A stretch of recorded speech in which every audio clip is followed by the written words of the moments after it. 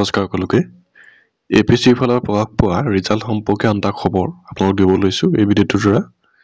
আৰু ইয়াৰ লগত জড়িত যিটো এডভাৰটাইজ হওক পৰীক্ষা সম্বন্ধীয় খবৰ এডমিট কাৰ্ড ডিটেইলছ আপোনালোক জনাই আছিলো ইতিমধ্যে ৰিজাল্ট ঘোষণা কৰিছে 11 নৱেম্বৰত ইয়াত দিছে Assam public service commission here declares today the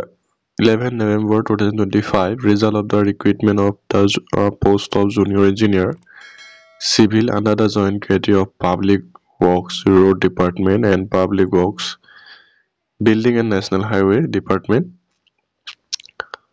of which scanning test OMR base was conducted by the commission at DC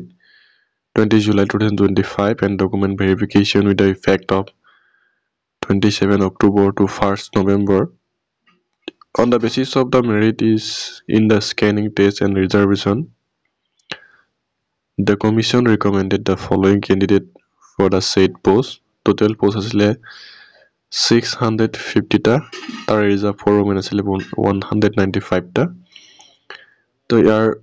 open category 396, OBC 157, OBC MOBC 3 types Adivasi 20, SC 27, ST plains 34 and ST hills 16 ya dise PWD khetrot tene bhag bhag kori to asile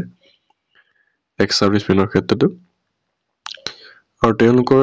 details ya list kon itimodhe মই দেখাই দিছো আপোনালোকক আৰু সকলোকে শুভেচ্ছা জনালো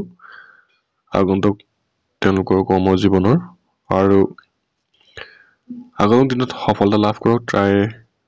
আমাৰ তৰফৰ পৰা কামনা কৰিলো গতিকে এপিএছচি লগত জড়িত প্ৰত্যেকটো খবৰ চাকৰি সম্বন্ধীয় হওক পৰীক্ষা সম্বন্ধীয় হওক প্ৰত্যেকটো খবৰ লাভ কৰিবলৈ চাই থাকিব আমাৰ ইউটিউব চেনেল থিংক ফৰৱাৰ্ড ভিডিঅ'টো ভাল লাগিলে এটা লাইক এটা সাবস্ক্ৰাইব এটা ফলো কৰিব নাপাহৰিব থ্যাংক ইউ